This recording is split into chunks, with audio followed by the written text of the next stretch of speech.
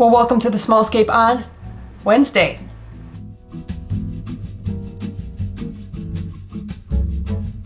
Welcome back to the channel. I almost said welcome to the Small Scape on Saturday because this video is kind of Small Scape on Saturday-esque. There are two plants that I've recently gotten at our local Greenwater Swaps, and I was so excited to share with you because they're still alive.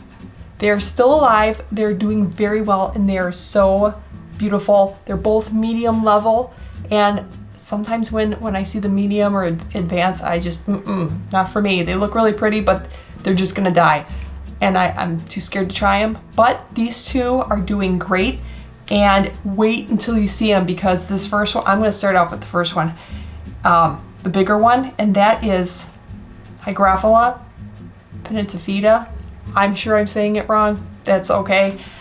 Look at that beautiful plant, and this is absolutely fascinating. This isn't like a plant species video. I'm not going to give you a whole lot of information because they are relatively new to my tanks, maybe just a few weeks, but they're doing great and they're so beautiful. Look at this one. Now it's not getting enough light. It has been kind of buried in one of my tanks that I'm getting ready to scape, but it's holding a lot of plants.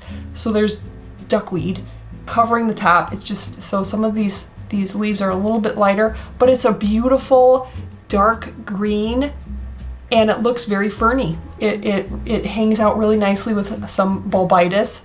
I'm very excited about a scape coming up because this tank holds my green neons, and they deserve only the best, and they're getting these little bad boys. Now the fascinating thing, if you're not familiar with Hygrophila, is you can plant it. It's a stem plant that you can put into the substrate, or you can even attach it. I know, isn't that absolutely crazy? And look at how the new growth comes out.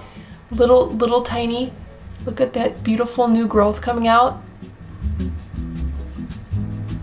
And the more light you give it, the darker the leaves will get. They'll get kind of reddish. I don't run really high light, so my guess is it'll stay primarily green, which is totally fine. It's a beautiful dark green, but I'm so excited to have it hanging out with my bulbitis, and my green neons are just absolutely gonna love it. Let me know for both of these plants, have you tried it? Do you love them? Do they die? Let me know. I'm dying to know if you guys have tried these. This next one, it was so funny when I got these at the swaps because these are just Chicago guys that have run, that's where I usually get a lot of my crypts from. Nubius, your basic plants, they're sword plants. They always have the basics, and then I got one from one. This plant that I just showed you, the Hygrophila, I got this from Steve at the swap, and then from John, I got this next one, and I was like, what are Chicago guys doing with these awesome plants? I was so afraid of them. So I said, fork them over.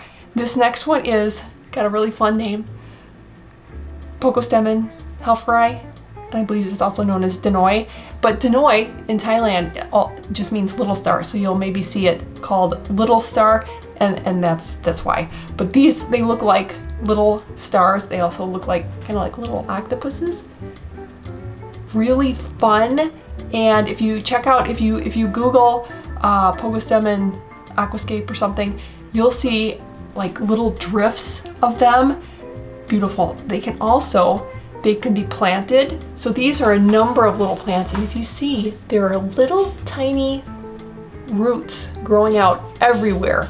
And the lower the light, I am aware that they'll be kind of a little more lanky, a little bit more space in between the leaves as opposed to little compact little clusters. That's fine. I have, medium to low light, and we're just gonna see. I think I may put these in a couple different tanks, see which one does better, but I am so excited. This one I had seen, but I am so excited to try both of these in a number of scapes. This one is more of a bright light green. I thought it would really match the green kubutai very nicely, and these two together should be very interesting. I actually may give my green neon some too and see if they like it.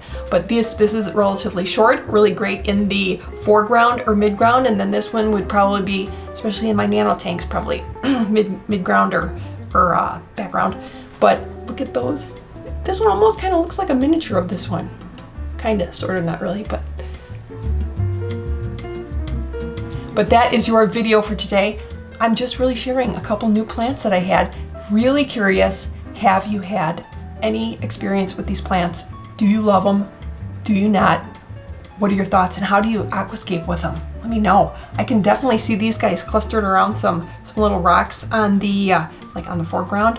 Really excited. And oh, did I mention that these are usually planted, so you break these apart, you plant them, so it means put the roots into the substrate, or I have heard, let me know, that you can attach these as well, and then they can feed from the water column. I don't know. Like I said, I'm gonna try them in a couple different tanks and see how they work out. But anyways, thanks so much for watching, and wish me luck.